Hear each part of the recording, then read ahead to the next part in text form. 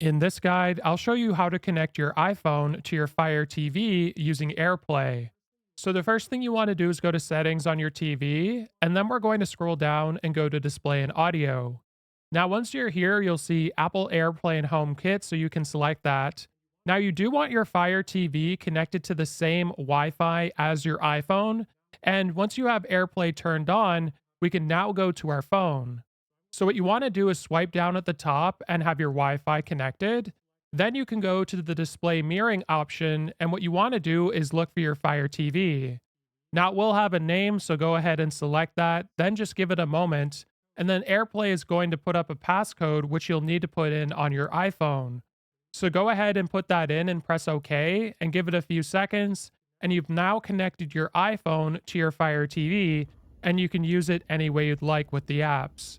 So if this video was helpful, like and subscribe, and we'll see you in the next one.